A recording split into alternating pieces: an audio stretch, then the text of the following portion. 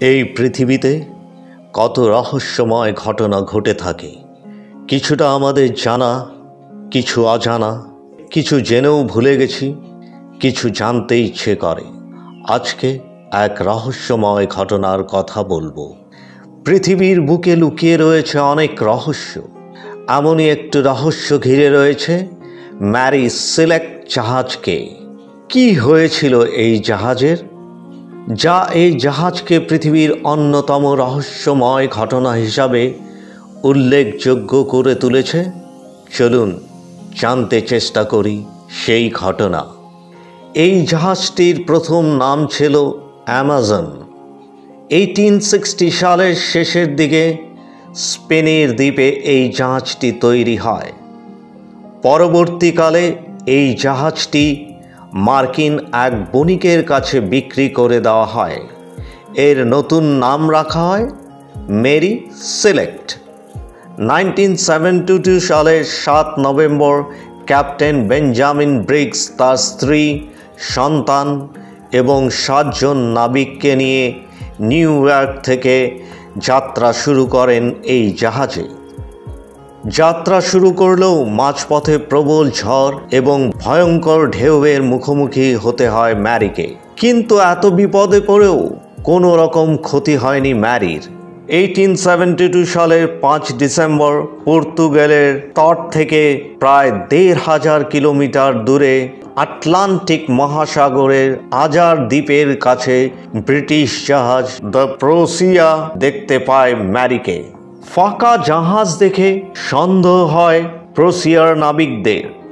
দেখা যায় জাহাজটিতে 6 মাসের খাবার থেকে শুরু করে নাবিকের জামা কাপড় সবই ঠিক রয়েছে, নেই শুধু কোনো মানুষের চিহ্ন। আশ্চর্যজনকভাবে নিখোঁজ ছিল একটা লাইফ বোটও। গ্রেসিয়ারের ক্যাপ্টেন পরে জানিয়েছিলেন এই ভুতুড়ে জাহাজে তিনি বা তার সহকর্মীরা কাউকে দেখতে পাননি, শুধুমাত্র জাহাজের নিচে কিছুটা জল জমে থাকতে দেখেন। ম্যারিকে নিয়েই দি গ্রাইসা জাহাজ জিব্রাল্টার উদ্দেশ্যে রওনা হয়।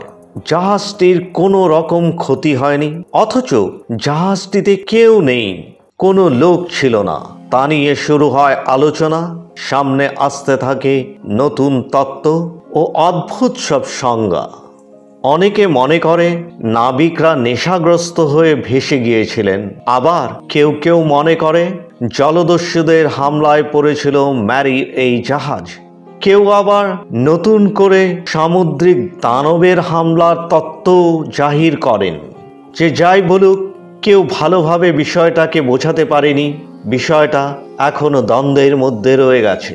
তত্ত্বগুলির মধ্যে একটি বিস্ময়কর তত্ত্ব ছিল এই যে জাহাজটিতে কোনোভাবে মদ থেকে আগুন লেগে যায় এবং সেই ভয়ে সকলে পালিয়ে যান। কিন্তু এই ধারণাগুলো সমর্থনে কোনো প্রমাণ কোনোদিনই আসেনি। 1884 সালে কেনেন ডায়েল এই জাহাজটিকে নিয়ে একটি ছোট গল্প লেখার সময় কিছু নতুন তথ্য সামনে আনেন, কিন্তু সেগুলো প্রামাণ্য হিসাবে স্বীকৃত হয়নি। 2002 সালে তথ্যচিত্রকার অ্যানি তার তথ্যচিত্রের জন্য নতুনভাবে তদন্ত শুরু করে, নতুন কিছু তথ্য আবিষ্কারও করেন। ম্যাক দাবি করেন ক্যাপ্টেনের কাছে ভুল ক্রোনোমিটার ছিল এবং গন্তব্য থেকে প্রায় 200 কিলোমিটার পশ্চিমে ছিল ম্যারির জাহাজ।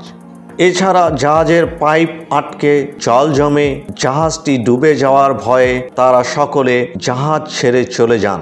কিন্তু তারা গেলেনই কি করে? খোঁজ তো মেলেনি শুধুমাত্র একটা লাইফ বোটের, উত্তর মেলেনি লাইফ বোটটাও কোথায় গেল।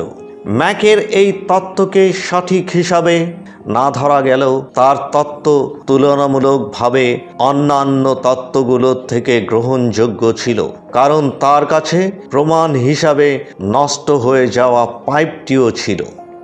এই ভুতুরে জাহাজ নিয়ে Jane Yolen the Mary Celeste unsolved mystery from history বই এবং the true story of the Mary Celeste 2007 এবং ফ্যান্টম শিপ 1935 সিনেমা তৈরি হয়।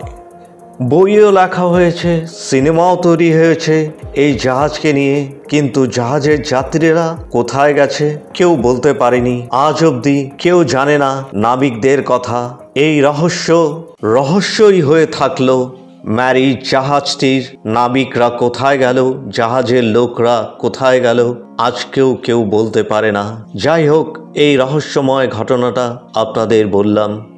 এরকম আরও ঘটনা নিয়ে আমরা আসছি আমাদের আগামী এপিসোডগুলোতে। আপনারা আমাদের সঙ্গে থাকবেন। আমাদের সঙ্গে থাকার জন্য আপনাদের অসংখ্য ধন্যবাদ।